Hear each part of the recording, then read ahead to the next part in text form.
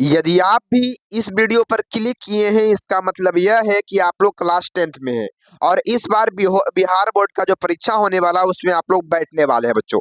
तो जिन जिन बच्चों का 21 फरवरी को साइंस का एग्जाम होने वाला है उनके लिए वायरल ऑब्जेक्टिव प्रश्न आ चुका है मेरे प्यारे बच्चों, है ना। और आपका जो सब्जेक्ट कोड रहेगा वो आप लोग का रहने वाला है आई मेरे प्यारे बच्चे, और आपका विषय कोड रहेगा 112 रहने वाला है मेरे प्यारे भाई। तो सभी लोग इस वीडियो को अंत तक जरूर देख के जाएंगे और 80 प्रश्न में से आप लोग 60 प्रश्नों को सही करके अवश्य दिखाइएगा मेरे प्यारे बच्चों, ताकि आपको अपने आप में पता चल सके कि आप कितना क्वेश्चन परीक्षा में अटेंड करिएगा और कितना आपका सही होगा बच्चों। और 80 प्रश्न आपको, ठीक है, ऑब्जेक्टिव में रहेगा और 30 प्रश्न सब्जेक्टिव में रहेगा, जो आपको हम लास्ट में सब्जेक्टिव आपको दे देंगे। स्क्रीनशॉट लेकर आप लोग उस क्वेश्चन को प्रैक्टिस कर लीजिएगा, ठीक है। चलिए तो आइए बच्चों शुरू करते हैं, जल्दी से हम लोग शुरू करते हैं। तो पहला सवाल बाबू आपके सामने आ गया है ना, सभी लोग जल्दी से कमेंट बॉक्स में बताते भी रहिएगा, ठीक है। देखिए पहला सवाल है CO2 एक क्या है, ये बताइएगा, जल्दी से सभी बच्चे बताएंगे, ठीक है। CO2 क्या है? तो मेरे प्यारे बच्चे जो ऑप्शन नंबर ए बता रहे हैं वो बिल्कुल करेक्ट बता रहे हैं, अम्लीय होता है, याद रखिएगा। जो भी ए नंबर बता रहे हैं वो बिल्कुल सही बता रहे हैं, याद रखिए आप लोग।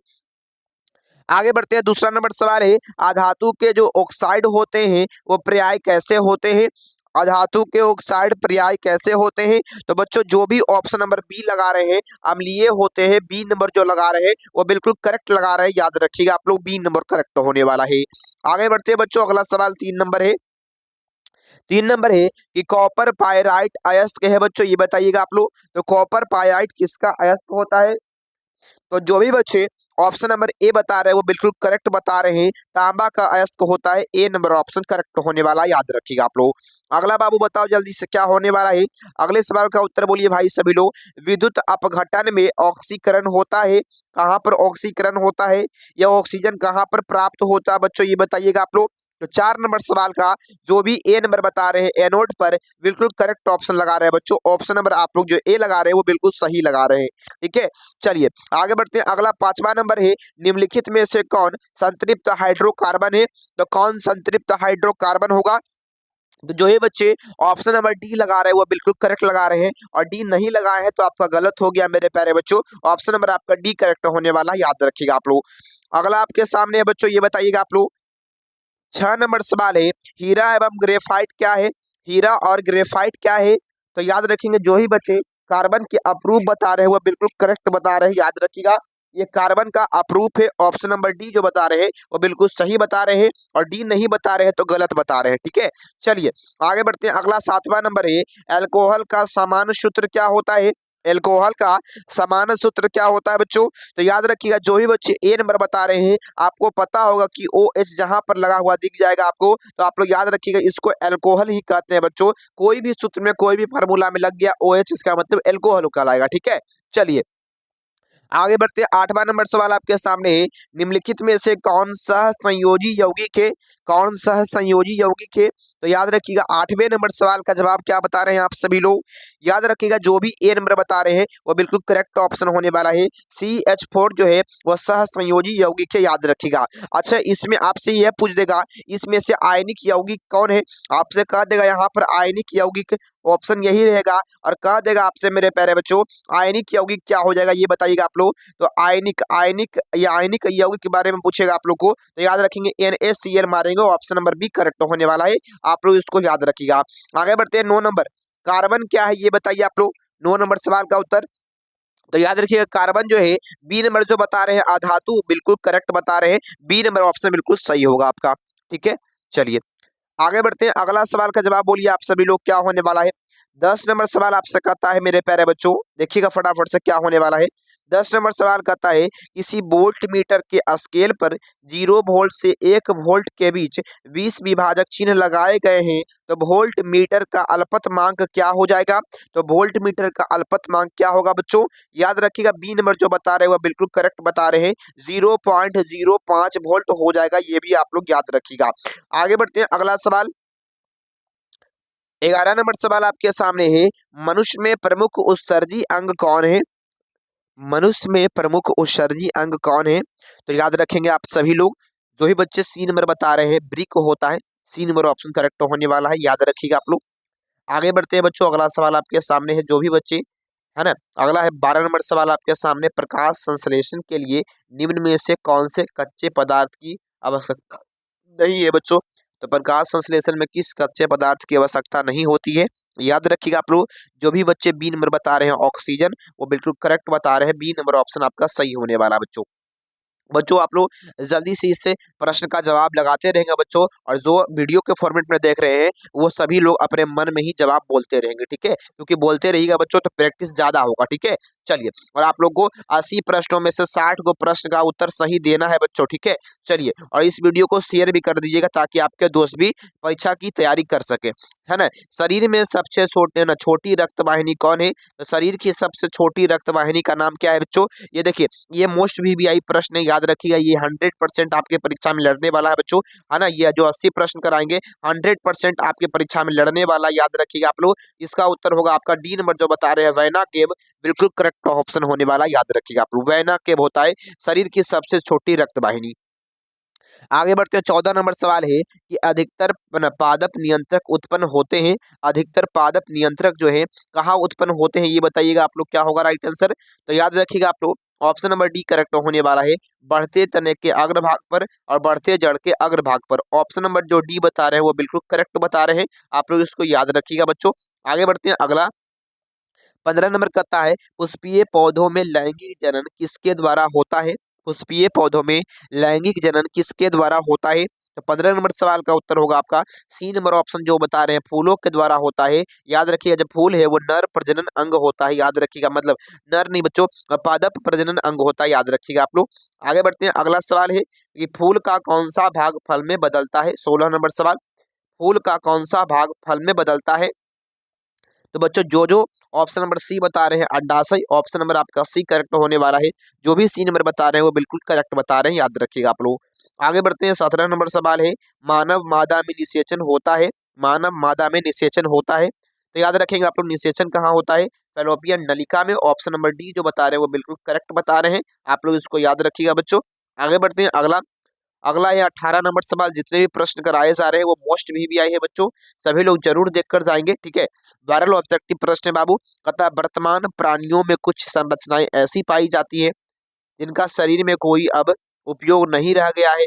ऐसी संरचना को क्या कहा जाता है, जिसका हमारे शरीर में कोई उपयोग नहीं होता है, उसको क्या बोलते हैं।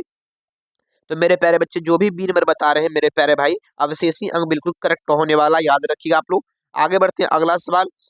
अगला आपसे कहता है, 19 नंबर सवाल है कि कौन सा वैज्ञानिक मेंडल के नियम की पुनः खोज से संबंधित है।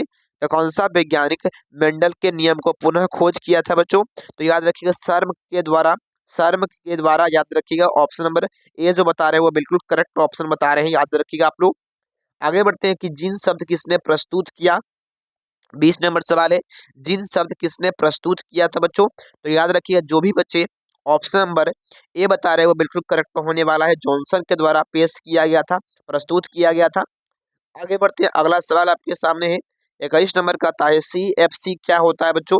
CFC का पूरा नाम क्या हो जाएगा, आपका पूरा नाम क्या हो जाएगा। तो याद रखिएगा, क्लोरोफ्लोरोकार्बन, ठीक है, क्लोरोफ्लोरोकार्बन। जो भी ए नंबर बता रहे हैं वो बिल्कुल सही बता रहे हैं बच्चों, और ये नहीं बताए हैं तो गलत, आपका गलत है बच्चों, ठीक है। चलिए, आगे बढ़ते हैं, अगला है, कोलीफॉर्म क्या होता है, ये बताइए आप लोग, कोलीफॉर्म क्या है बच्चों। आप कहेंगे ऑप्शन नंबर जो बी बता रहे हैं जीवाणु होता है, वो बिल्कुल सही बता रहे हैं, क्योंकि ये जीवाणु है बच्चों, आप लोग इसको याद रखिएगा। आगे बढ़ते हैं, अगला, सभी लोग इस वीडियो को शेयर करिएगा, ठीक है, सभी लोग इस वीडियो को ज्यादा से ज्यादा बच्चों में शेयर करिएगा, ठीक है। चलिए, अगला है कि चिपको आंदोलन किस वर्ष में प्रारंभ हुआ। चिपको आंदोलन किस वर्ष प्रारंभ हुआ, ये बताइएगा आप लोग, क्या होगा राइट आंसर। तो याद रखिएगा आप लोग, 1970 में आरंभ हुआ था बच्चों, ऑप्शन नंबर आपका ए करेक्ट होने वाला है। चिपको आंदोलन जो है 1970 में हुआ था, याद रखिएगा आप लोग। अगला है, आवर्त सारणी के 18वें समूह में स्थित तत्व कहे जाते हैं। तो आवर्त सारणी के जो 18वें समूह में जो तत्व होते हैं उसको क्या कहा जाता है। तो याद रखेंगे, जो भी बता रहे हैं बी नंबर ऑप्शन निष्क्रिय गैस, है ना, निष्क्रिय तत्व बोल सकते हैं या गैस बोल सकते हैं। बी नंबर जो बता रहे हैं वो बिल्कुल करेक्ट बता रहे हैं, याद रखिएगा आप लोग। आगे बढ़ते हैं, अगला अगला है 25 नंबर सवाल का जवाब बोलिएगा बाबू, क्या होगा, है ना। मोटर गाड़ियों में चालक के सामने लगे दर्पण होते हैं। तो मोटर गाड़ी में चालक के सामने कौन से दर्पण लगे हुए होते हैं, आप लोग याद रखिएगा। चालक के जो सामने होता है। जो भी बच्चे सी नंबर बता रहे हैं वो बिल्कुल करेक्ट बता रहे हैं, सी नंबर ऑप्शन है ना, जो भी बता रहे हैं सी नंबर ऑप्शन करेक्ट बता रहे हैं, याद रखिएगा आप लोग। आगे बढ़ते हैं अगला, है ना, 26 नंबर है कि चंद्रमा पर खड़े अंतरिक्ष यात्री को आकाश कैसा प्रतीत होता है। तो जो भी बच्चे ऑप्शन नंबर डी बता रहे हैं बिल्कुल करेक्ट बता रहे हैं, काली प्रतीत तो होती है, ऑप्शन नंबर आपका वी करेक्ट होने वाला, याद रखिएगा। आगे बढ़ते हैं, अगला सवाल आपके सामने यह दिया गया है, इसका जवाब बोलिए बाबू क्या होने वाला, राइट आंसर आपका 27 नंबर सवाल आपसे आपके सामने है।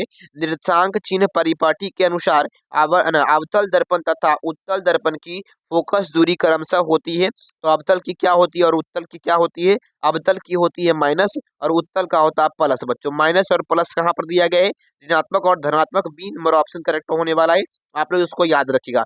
जो बी नंबर बता रहे हैं वो बिल्कुल सही बता रहे हैं बच्चों। आगे बढ़ते हैं, अगले सवाल में ये बताइएगा आप लोग क्या होगा। अगला सवाल आपके सामने है, मेरे प्यारे बच्चों, ये बताओगे आप लोग क्या होने वाला है। अगला कहता है स्पेक्ट्रम में किस रंग के किरण का झुकाव सबसे अधिक होता है। तो स्पेक्ट्रम में किस रंग के किरण का झुकाव सबसे अधिक होता है मेरे प्यारे बच्चों, ये बताओगे आप लोग क्या होने वाला है, राइट आंसर आप लोग का। आप लोग इसको याद रखिएगा मेरे प्यारे बच्चों। आपका जो 28 नंबर सवाल का जो भी सी नंबर बता रहे हैं बिल्कुल करेक्ट बता रहे हैं, बैगनी होता है, सी नंबर ऑप्शन करेक्ट होने वाला है। आगे बढ़ते हैं, अगला अगला है आपके सामने 29 नंबर सवाल आपके सामने है, मानव नेत्र के किस भाग पर किसी वस्तु का प्रतिबिंब बनते हैं। बताइए बाबू क्या होने वाला है। तो मानव नेत्र में है ना, किस भाग पर किसी वस्तु का जो प्रतिबिंब है वो बनता है बच्चों। तो प्रतिबिंब बनने की जब भी बात आएगी आप लोग कहेंगे दृष्टि पटल पर बनता है, रेटिना पर बनता है, याद रखिएगा रेटिना पर बनता है, रेटिना पर बनता है, ये भी आप लोग याद रखिएगा, ठीक है। चलिए आगे बढ़ते हैं बच्चों, अगला सवाल आपके सामने ये दिया गया है कि एक आवेशित वस्तु ए दूसरी आवेशित वस्तु बी को आकर्षित करती है, वस्तु बी क्या कहलाएगा। 30 नंबर सवाल का जवाब बोलिए आप लोग, 30 नंबर सवाल का जवाब क्या होने वाला है। तो जो भी बच्चे सही नंबर बता रहे हैं उपयुक्त दोनों में से कोई एक होगा, आवेशित हो सकता है या उदासीन हो सकता है बच्चों, दोनों में से कोई एक होगा बी, ठीक है। चलिए आगे बढ़ते हैं, अगला स्वतंत्र धन आवेश विद्युत क्षेत्र में गति करता है। बताइए आप लोग, स्वतंत्र जो धन आवेश होता है, जो प्लस का जो चिन्ह होता है बच्चों, वो क्या मतलब कि विद्युत क्षेत्र में कैसी गति करता है। तो याद रखिएगा आप लोग, जो भी बच्चे ऑप्शन नंबर बी बता रहे हैं निम्न विभव से उच्च विभव की ओर, ऑप्शन नंबर आपका डी करेक्ट होने वाला, याद रखिएगा, ठीक है। चलिए आगे बढ़ते हैं, अगला अगले सवाल का जवाब बोलिए आप लोग क्या होगा। 32 नंबर सवाल आपके सामने है, 10 वाट और 220 वाट के विद्युत बल्ब के तंतु का प्रतिरोध क्या होता है। 32 नंबर सवाल, तो 32 नंबर सवाल का ऑप्शन जो भी बी बता रहे हैं वो बिल्कुल करेक्ट बता रहे हैं, आप लोग याद रखिएगा 484 ओम। इसको बाबू आप लोग सॉल्यूशन कर लीजिएगा, नहीं तो हम बाद में इसका सॉल्यूशन वाला वीडियो डाल देंगे बच्चों, ठीक है। चलिए आगे बढ़ते हैं, अगला सवाल अगला है आपके सामने 33 नंबर, आवेश का एसआई मात्रक क्या होता है। आवेश का जो एसआई मात्रक है वो क्या होता है। तो याद रखेंगे आवेश का जो होता है वह कूलाम होता है बच्चों। ऑप्शन नंबर जो डी बता रहे हैं वो बिल्कुल करेक्ट बता रहे हैं, जो ही बता रहे हैं डी और बिल्कुल करेक्ट बता रहे हैं। आगे बढ़ते हैं, अगला 34 नंबर सवाल आपके सामने है, डायनेमो में क्या होता है बच्चों, डायनेमो क्या करता है। डायनेमो जो है वो क्या करता है। तो याद रखिएगा डायनेमो जो है यांत्रिक ऊर्जा को विद्युत ऊर्जा में बदलता है, यांत्रिक ऊर्जा को विद्युत ऊर्जा में बदलता है, ए नंबर ऑप्शन करेक्ट होने वाला है आपका। आगे बढ़ते हैं, आवर्त सारणी में कितने आवर्त होते हैं। 35 नंबर, आवर्त सारणी में कितने आवर्त होते हैं। देखिए आवर्तों की जो संख्या होती है वो 7 होती है, आप लोग याद रखिएगा, जो भी ए नंबर बता रहे हो वो बिल्कुल करेक्ट बता रहे हैं। आगे बढ़ते हैं, इसका जवाब बोलिए आप लोग क्या होने वाला है। 36 नंबर सवाल आपसे कहता है विद्युत मोटर बदलता है, विद्युत मोटर जो है वो क्या करता है, विद्युत मोटर जो है वो क्या करता है। याद रखिएगा आप लोग, मोटर जो है विद्युत है ना ऊर्जा को यांत्रिक ऊर्जा में बदलता है, बी नंबर ऑप्शन जो भी बता रहे हैं वो बिल्कुल करेक्ट बता रहे हैं। आगे बढ़ते हैं, इसका जवाब बोलिए बाबू, SnCl2 क्या है, SnCl2 क्या है ये बताइएगा आप लोग क्या होगा। तो याद रखिए मेरे प्यारे बच्चे, जो भी ऑप्शन नंबर बी बता रहे हैं अवकारक होता है, बी नंबर जो बता रहे हैं वो बिल्कुल सही बता रहे हैं, करेक्ट बता रहे हैं। 38 नंबर सवाल आपके सामने है, ये जो आपके जो समीकरण दिए गए हैं यह किस अभिक्रिया को दर्शाता है। तो ये जो आपके सामने दिया गया है, आपको पता होगा कि जब एक यौगिक और एक तत्व आपस में अभिक्रिया करते हैं तो विस्थापन अभिक्रिया को दर्शाते हैं, विस्थापन अभिक्रिया को दर्शाते हैं, डिस्प्लेसमेंट रिएक्शन को दर्शाते हैं, ठीक है। चलिए आगे बढ़ते हैं, अगला 49 नंबर है ना, 39 नंबर है कि प्लास्टर ऑफ पेरिस का जमना क्या होता है बच्चों, बताइए आप लोग, प्लास्टर ऑफ पेरिस का जमना क्या कहलाता है। चलिए याद रखिए मेरे प्यारे बच्चों, उसको जलासन कहा जाता है, जो भी डी नंबर बता रहे हैं वो बिल्कुल करेक्ट बता रहे हैं। आगे बढ़ते हैं, अगला 40 नंबर है कि स्टोलवे विधि से Na2CO3 के निर्माण के लिए आवश्यक कच्चा माल क्या होता है। तो 40 नंबर सवाल का जवाब क्या होगा आपका। आप लोग कहेंगे किस किस चीज से मिलकर बना हुआ रहता है, ये आप लोग ध्यान दीजिएगा। मोस्ट भी आई है, स्टार मार देते हैं मेरे प्यारे बच्चों। ये ध्यान दोगे कि साधारण नमक होता है, फिर अमोनिया होता है, फिर कैल्शियम कार्बोनेट होता है, ये तीनों मिलकर क्या बनाता है, तो NaCO3 बनाता है, याद रखिएगा आप लोग, ठीक है। चलिए आगे बढ़ते हैं। अगला अगला है आपके सामने 41 नंबर है कि कौन अंतःस्रावी और बाह्यस्रावी ग्रंथि जैसा कार्य नहीं करता है ना। कौन नहीं करता है बच्चों, तो बाह्यस्रावी और अंतःस्रावी ग्रंथि जैसा कार्य कौन नहीं करता है, पीयूष ग्रंथि नहीं करता। बी नंबर ऑप्शन जो भी बता रहे हैं बिल्कुल करेक्ट बता रहे हैं, याद रखिएगा आप लोग। अगला 42 नंबर, निम्न में से कौन सा अंग संवेदी ग्राही नहीं है। तो कौन सा अंग संवेदी ग्राही नहीं है, याद रखिएगा आप लोग। जो भी डी बता रहे हैं, जो दिमाग है वो संवेदी ग्राही नहीं होता, याद रखिएगा। अगला है आपके सामने 43 नंबर सवाल कि समजात अंगों का उदाहरण है। समजात अंगों का उदाहरण है बच्चों, तो याद रखिएगा हमारा हाथ और कुत्ते का अग्रपात। ए नंबर ऑप्शन जो भी बता रहे हैं बिल्कुल करेक्ट बता रहे हैं। 44 नंबर सवाल आपके सामने है कि कौन सा अभिलक्षण वंशागत नहीं है। कौन सा अभिलक्षण वंशागत नहीं है, तो शरीर का जो आकार है वो वंशागत नहीं होता है। सी नंबर ऑप्शन जो भी बता रहे हैं वो बिल्कुल करेक्ट बता रहे हैं। आगे बढ़ते हैं। अगला अगला आपके सामने कहता है निम्न में से कौन आहार श्रृंखला का निर्माण करता है ना। निम्नलिखित में से कौन आहार श्रृंखला का निर्माण करता है। तो 45 नंबर सवाल का जवाब क्या बता रहे हैं आप लोग। जो भी बच्चे बी नंबर बता रहे हैं घास बकरी मानव, वो बिल्कुल करेक्ट बता रहे हैं, याद रखिएगा आप लोग। आगे बढ़ते हैं। अगला कौन सा अजैव निम्नीकरण कचरा है। इनमें से कौन अजैव निम्नीकरण कचरा है, तो याद रखिएगा आप लोग। अजैव निम्नीकरण कचरा कौन हो जाएगा आपका, याद रखिए जो भी बच्चे सी नंबर बता रहे हैं बिल्कुल करेक्ट बता रहे हैं। सी नंबर जो बता रहे हैं बिल्कुल करेक्ट बता रहे हैं। चलिए आगे बढ़ते हैं अगले सवाल में। ये बताइएगा आप लोग क्या होने वाला है। देखिए अगला सवाल आपसे कहता है मेरे प्यारे बच्चों कि कौन सी गैस वैश्विक ऊष्मन के लिए उत्तरदायी है। तो 47 नंबर सवाल का जवाब क्या होगा आपका, जल्दी बताइए। याद रखेंगे बच्चों, जो ये बच्चे ऑप्शन नंबर ए बता रहे हैं वो बिल्कुल करेक्ट बता रहे हैं। जो भी भाई बता रहे हैं ऑप्शन नंबर ए वो उनका बिल्कुल सही है बच्चों, याद रखोगे आप लोग। अगला बताइए आप लोग क्या होने वाला है राइट आंसर आप लोग का। देखिए अगला कहता है 48 नंबर सवाल आपसे कहता है मेरे प्यारे बच्चों, कहता है निम्न में से कौन गंगा प्रदूषण के लिए उत्तरदायी नहीं है। तो कौन गंगा प्रदूषण के लिए उत्तरदायी नहीं है, याद रखिएगा। जो भी बच्चे ऑप्शन नंबर ए बता रहे हैं वो बिल्कुल करेक्ट बता रहे हैं, याद रखिएगा। ए जो बता रहे हैं गंगा में मछली पालन, ऑप्शन नंबर आपका ए करेक्ट होगा। आगे बढ़ते हैं। अगला है इसका जवाब बताइएगा बाबू क्या होने वाला है। अगला कहता है कि समान नेत्र के लिए स्पष्ट दर्शन की न्यूनतम दूरी कितनी होती है। तो समान नेत्र के लिए स्पष्ट दर्शन की न्यूनतम दूरी आप लोग याद रखेंगे 25 सेंटीमीटर होती है, याद रखिए आप लोग 25 सेंटीमीटर होती है, ठीक है। चलिए आगे बढ़ते हैं। अगला अगला सवाल का जवाब बोलिए बाबू क्या होने वाला है। 50 नंबर, मानव नेत्र जिस भाग पर किसी वस्तु का प्रतिबिंब बनाते हैं उसको क्या बोलते हैं। तो मानव नेत्र में जिस भाग पर किसी वस्तु का प्रतिबिंब बनता है उसको हम लोग दृष्टि पटल बोलते हैं या रेटिना बोलते हैं। डी नंबर जो बता रहे हैं वो बिल्कुल करेक्ट बता रहे हैं। आगे बढ़ते 51 नंबर है, मानव नेत्र में किस प्रकार का लेंस पाया जाता है। मानव नेत्र में किस प्रकार का लेंस पाया जाता है बच्चों, ये बताओगे आप लोग। याद रखिएगा मानव नेत्र में कौन सा लेंस होता है बच्चों, जो भी बच्चे बता रहे हैं ए नंबर ऑप्शन उत्तर लेंस होता है, वो बिल्कुल करेक्ट बता रहे हैं, याद रखिएगा आप लोग। आगे बढ़ते हैं। अगला अगला सवाल आपके सामने ये बताइएगा, अभिनेत्र लेंस की फोकस दूरी में परिवर्तन किया जाता है। अभिनेत्र लेंस की फोकस दूरी में परिवर्तन किसके द्वारा किया जाता है। देखिए तो 52 नंबर का सवाल ऑप्शन नंबर जो सी बता रहे हैं वो बिल्कुल करेक्ट बता रहे हैं, पश्चमाभी मांसपेशी के द्वारा। पश्चमाभी मांसपेशी जिसको सिलियरी मांसपेशी भी बोलते हैं। अगला 53 नंबर सवाल है बाबू आपके सामने, एक एंगस्ट्रोम का मान क्या होता है। एक एंगस्ट्रोम का मान क्या होता है मेरे प्यारे बच्चे, याद रखिएगा। जो भी ऑप्शन नंबर ए बता रहे हैं 10 पर पावर -10 मीटर होता है, ये मोस्ट वीवीआई है, याद रखिएगा। मोस्ट वीवीआई प्रश्न बाबू, ये आप लोग याद रखेंगे, स्टार इसमें मार लीजिए आप लोग, ठीक है। चलिए बार बार पूछता है आपसे, कह देगा कि एक माइक्रो एम्पियर, एक माइक्रो एम्पियर, एम्पियर बराबर क्या होता है 10 पर पावर -6 एम्पियर, ये भी आप लोग याद रखिएगा, ठीक है। चलिए आगे बढ़ते हैं। 54 नंबर सवाल है कि दृश्य प्रकाश में किस वर्ण का तरंगदैर्घ्य सबसे अधिक होता है। बच्चों किस वर्ण का तरंगदैर्घ्य सबसे अधिक होता है, लाल रंग का होता है बच्चे। ऑप्शन नंबर जो भी बता रहे हैं वो बिल्कुल करेक्ट बता रहे हैं।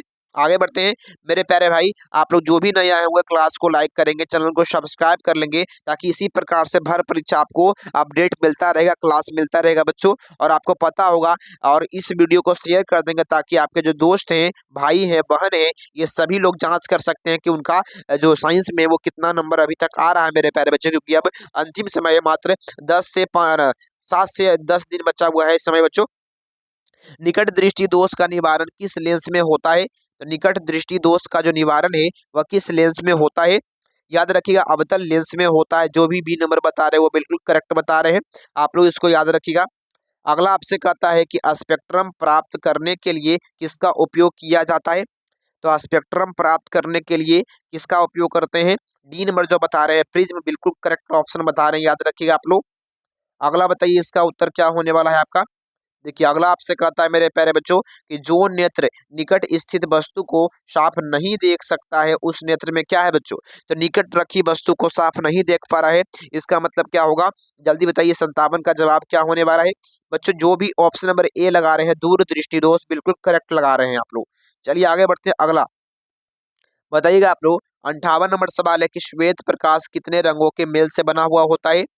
तो श्वेत प्रकाश जो है वो कितने रंगों के मेल से बना हुआ होता है? आप कहेंगे 7 रंगों के मेल से बना हुआ रहता है। 7 रंगों से, ऑप्शन नंबर डी जो बता रहे हैं वो बिल्कुल सही है। अगला है, सामान्य नेत्र के दूर बिंदु कितनी होती है?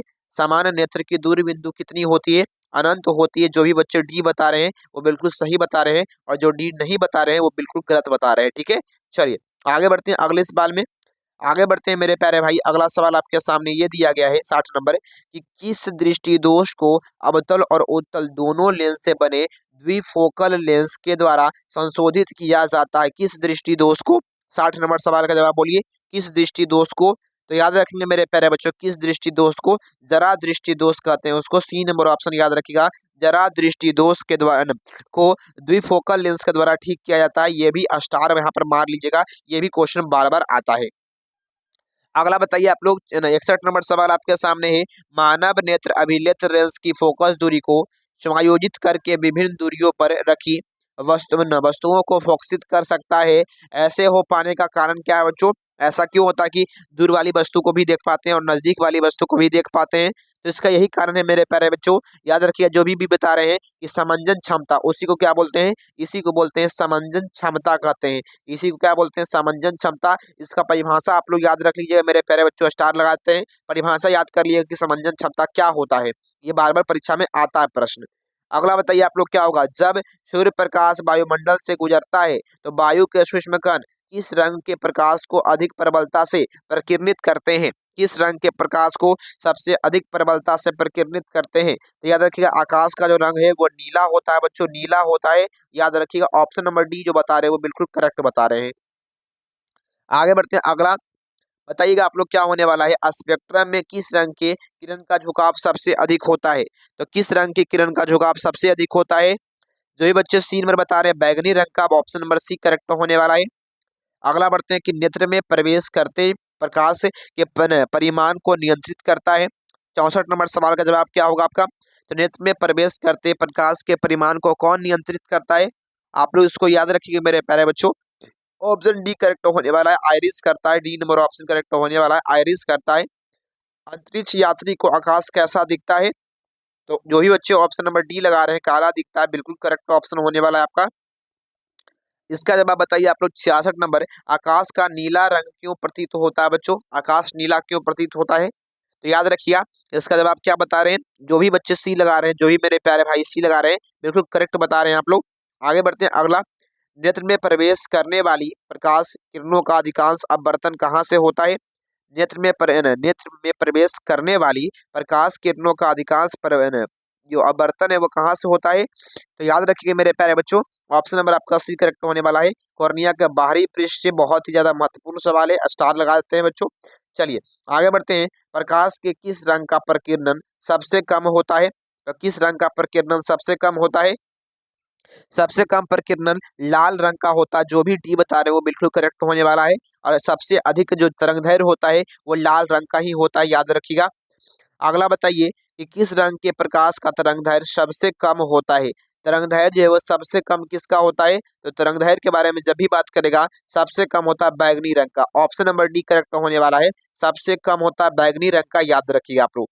इंद्रधनुष का भीतरी हिस्सा किस रंग का होता है? 70 नंबर, इंद्रधनुष का भीतरी हिस्सा किस रंग का होता है?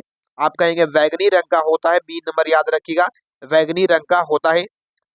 आगे बढ़ते हैं, अगला सवाल आपके सामने 71 नंबर का आता है। 71 नंबर सवाल आपके सामने है कि किसी कोलाइडली विलयन में निलंबित कणों से प्रकाश के प्रकीर्णन को क्या कहते हैं? 71 नंबर सवाल। 71 नंबर सवाल का जवाब बोलिए। तो जो भी बच्चे सी नंबर बता रहे हैं टिंडल प्रभाव बिल्कुल करेक्ट ऑप्शन होने वाला है आपका, याद रखिएगा। अगला है 72 नंबर की पुतली के साइज को कौन नियंत्रित करता है? पुतली के साइज को कौन नियंत्रित करता है? याद रखिए, जो भी बच्चे बी नंबर लगा रहे हैं परितारिका, वो बिल्कुल करेक्ट ऑप्शन लगा रहे हैं, याद रखिएगा आप लोग। देखिए अगला 73 नंबर है, दीर्घ दृष्टि दोष, दूर दृष्टि दोष का उपचार किस लेंस के द्वारा किया जाता है? तो दूर दृष्टि दोष का जो उपचार है अवतल के द्वारा नहीं उत्तल के द्वारा किया जाता है। जो भी बच्चे सी नंबर लगा रहे हैं वो बिल्कुल करेक्ट लगा रहे हैं, याद रखिएगा।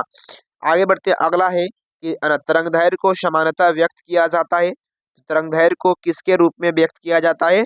याद रखिएगा बच्चों, जो भी बच्चे डी नंबर बता रहे हैं एंगस्ट्रॉम बिल्कुल करेक्ट ऑप्शन होने वाला है, आप लोग इसको याद रखिएगा बच्चों। एक एंगस्ट्रॉम बराबर कितना मीटर होता है? 10 पर पावर -10 मीटर होता है, ये भी आप लोग याद रखिएगा, बहुत ही ज्यादा महत्वपूर्ण है। अगला, निम्नलिखित में से कौन नेत्र का रंगीन भाग होता है? तो नेत्र का रंगीन भाग किसको बोलते हैं हम लोग? नेत्र का रंगीन भाग किसको कहा जाता है? तो आप लोग इसको याद रखिएगा। जो भी बच्चे सीन में बता रहे हैं परितारिका बिल्कुल करेक्ट ऑप्शन होने वाला है। वायुमंडल में प्रकाश के किस वर्ण का प्रकीर्णन सबसे अधिक होता है? तो किस वर्ण का प्रकीर्णन सबसे अधिक होता है? सबसे अधिक होता है नीले रंग का, नीले रंग का, इसलिए आकाश नीला प्रतीत होता है। अगला बताइए आप लोग क्या होने वाला है? अगले सवाल का जवाब बोलिए बाबू, क्या होने वाला 77 नंबर सवाल का? देखिए 77 नंबर सवाल आपके सामने है, प्रकाश की किस घटना के कारण सूर्य हमेशा वास्तविक सूर्योदय से लगभग 2 मिनट पहले दिखाई देता है? 77 नंबर सवाल का जवाब बोलिए आप लोग, क्या होने वाला है? तो जो भी बच्चे बी नंबर बता रहे हैं वायुमंडलीय अपवर्तन बिल्कुल करेक्ट होगा आपका। आगे बढ़ते हैं, अगला, टिंडल प्रभाव प्रकाश की कौन सी परिघटना को प्रदर्शित करता है? 78 नंबर, तो टिंडल प्रभाव जो है वो किस घटना के कारण होता है? बहुत ही बढ़िया, याद रखिएगा मेरे प्यारे बच्चों। जो भी ऑप्शन नंबर डी बता रहे हैं प्रकाश का प्रकीर्णन बिल्कुल करेक्ट होगा आपका। पानी से भरी हुई बाल्टी कम गहरी दिखाई देती है, कारण क्या है? तो पानी से भरी हुई बाल्टी कम गहरी दिखाई देती है, तो सी नंबर याद रखेंगे, पूर्ण आंतरिक परावर्तन, याद रखिएगा, पूर्ण आंतरिक परावर्तन, है ना। यहाँ पर अपवर्तन होगा मेरे प्यारे बच्चों, पूर्ण आंतरिक अपवर्तन होगा, यहाँ पर अपवर्तन कर लीजिएगा आप लोग, ठीक है, अपवर्तन कर लीजिएगा। चलिए आगे बढ़ते हैं, अगला सवाल है, एक प्रिज्म कितने सतह से घिरा होता है? तो एक प्रिज्म जो है 80 नंबर सवाल, कितने सतह से घिरा हुआ होता है? याद रखिएगा। जो भी बच्चे 5 नंबर बता रहे हैं वो बिल्कुल करेक्ट बता रहे हैं, सी नंबर ऑप्शन करेक्ट होने वाला है आपका। तो आप लोग बताएंगे कमेंट बॉक्स में, आप सभी लोग कमेंट बॉक्स में जवाब लिखिएगा आप लोग कि आप लोग का कितना प्रश्न सही हुआ। बच्चों आपको कहे थे कि 80 में से 60 सही करके ही दिखाना है आपको, तो बताइएगा कि कितना प्रश्न सही हुआ, ये आप लोग कमेंट बॉक्स में लिख दीजिएगा। जो भी नया आएंगे क्लास को लाइक कर देंगे, चैनल को सब्सक्राइब कर देंगे, ताकि आप लोग की पढ़ाई अच्छी तरीके से चलती रहेगी। और इस वीडियो को शेयर जरूर कर देंगे, ताकि आपका जो बड़े भाई है छोटे भाई है सब लोग इसको पढ़ सके, आपके दोस्त पढ़ सके। बहुत बहुत धन्यवाद बच्चों, ठीक है।